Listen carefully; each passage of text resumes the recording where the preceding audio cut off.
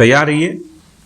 Start. लंबे समय से यह आशंका जताई जा रही है कि विदेशी तकनीकी उपकरणों के माध्यम से संवेदनशील सूचनाओं की जासूसी हो सकती है। चीन में बने बिना कड़े सर्टिफिकेशन वाले सीसीटीवी कैमरों की खरीद बिक्री पर भारत सरकार का रोक लगाने का निर्णय राष्ट्रीय सुरक्षा और आत्मनिर्भरता की दिशा में अहम कदम कहा जाएगा। कैमरे जैसे उपकरण सीधे निगरानी और डेटा संग्रहण से जुड़े होते हैं, इसलिए इनकी विश्वसनीयता और स्रोत पर सवाल उठना स्वाभाविक है। सरकार का यह फैसला इस मंशा से जुड़ा है कि देश की निगरानी प्रणाली के नेत्र किसी बाहरी दुश्मन के हाथ का खिलौना न बने।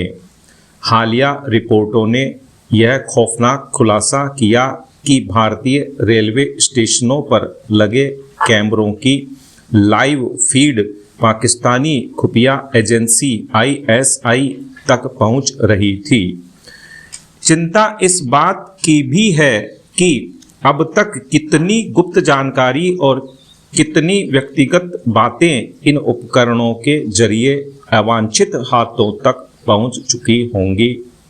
घरों में भी जब सीसीटीवी कैमरा इंटरनेट से जुड़ा है तो वह केवल हमें ही नहीं देख रहा होता, बल्कि उसे बनाने वाली कंपनी और उस देश की सरकार तक भी हमारी गतिविधि पहुंचने का डर रहता है।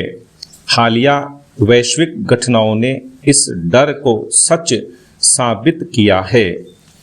ईरान इजराइल संघर्ष में देखा गया कि कैसे इंटरनेट से जुड़े कैमरों को हैक कर साइबर हमले हुए। पेजर विस्फोट जैसी घटनाओं ने भी यह स्पष्ट किया कि संचार और निगरानी के लिए उपयोग किए जाने वाले हार्डवेयर में पहले से ही ट्रोजन हॉर्स यानी छिपे हुए खतरे फिट किए जा सकते हैं। यह स्थिति तब और खतरनाक हो जाती है जब कोई उपकरण विदेशी होता है, क्योंकि उसका सॉफ्टवेयर और बैक एंड सर्वर हमारे नियंत्रण में नहीं होता। विडंबना यह है कि पिछले कुछ दशकों में अपनी सुरक्षा के लिए हम उन सस्ते उपकरणों पर निर्भर हो गए जो धीरे धीरे खतरे में बदल गए। हमने अनजाने में अपने बेडरूम, बोर्ड मीटिंग्स और रणनीतिक ठिकानों तक की चाबी उन कंपनियों को सौंप दी जिनके सर्वर विदेशी धरती पर हैं। ऐसे में सवाल तो यही है कि इन खतरों को समझने में इतनी देरी आखिर क्यों हुई? किसी बड़े डेटा ब्रीच या सुरक्षा चूक सामने आने का इंतजार आखिर क्यों? देर से ही सही, सरकार का फैसला सराहनीय है। नए नियमों के तहत अब केवल वही कैमरे बेचे जा सकेंगे जो कड़े सुरक्षा परीक्षणों और डेटा एन्क्रिप्शन के मानकों पर खरे उतरेंगे। सुरक्षा ऑडिट को अनिवार्य करना डिजिटल जासूसी के जाल से बचाएगा। बहरहाल डिजिटल जासूसी से बचाव केवल सरकार की जिम्मेदारी नहीं है, हमें भी अब सतर्क होना होगा। डिजिटल जासूसी से बचना है तो विदेशी स्मार्ट उपकरणों का प्रयोग सावधानी पूर्वक करना होगा। निजता को सुरक्षित रखने का यह सही तरीका है। नई पीढ़ी के असंतोष और एक मधेशी नेता के उभार की पृष्ठभूमि में बालेंद्र शाह का नेपाल की सत्ता के शिखर तक पहुंचना महज सामान्य सत्ता परिवर्तन नहीं, बल्कि क्षेत्रीय राजनीति में एक निर्णायक मोड़ है। यह पीढ़ीगत परिवर्तन जितना आकर्षक प्रतीत होता है, उसकी असली कसौटी इस बात में है कि क्या नया नेतृत्व अपने व्यापक जनादेश को ठोस संरचनात्मक परिवर्तन में बदल पाता है। चुनौती केवल शासन संचालन की नहीं बल्कि व्यवस्था परिवर्तन की भी है। सबसे बड़ा खतरा विपक्ष से नहीं बल्कि उन अपेक्षाओं से है जो उपलब्धियों से कहीं आगे निकल जाती है। नेपाल में जो घटित हुआ है वह एक राजनीतिक परिवर्तन से बढ़कर लगभग एक सभ्यतागत पुनर्संतुलन जैसा प्रतीत होता है।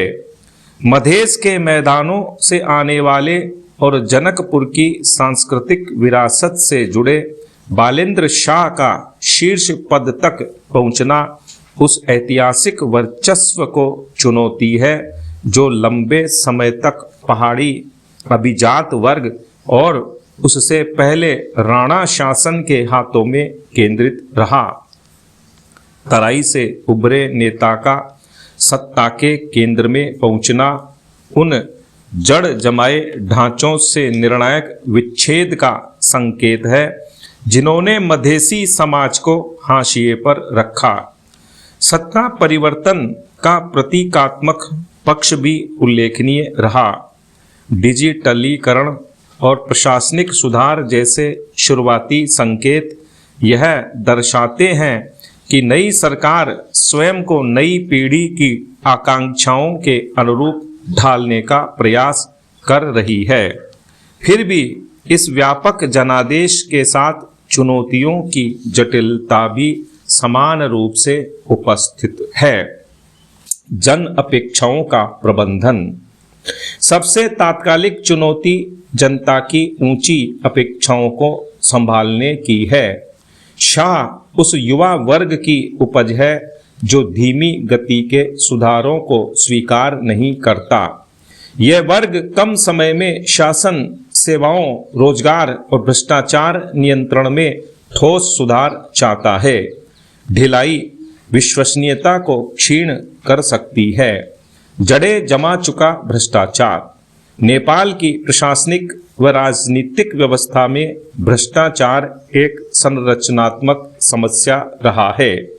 भ्रष्टाचार के जाल को तोड़ना केवल इच्छा शक्ति का नहीं बल्कि संस्थागत सुधार का प्रश्न है। प्रक्रिया, नौकरशाही और राजनीतिक वित्त पोषण में बदलाव कठिन और समय साध्य होंगे। प्रारंभिक प्रतीकात्मक कदम अपेक्षाएं बढ़ा सकते हैं पर वास्तविक सुधार धीमे व जटिल होंगे। विराम।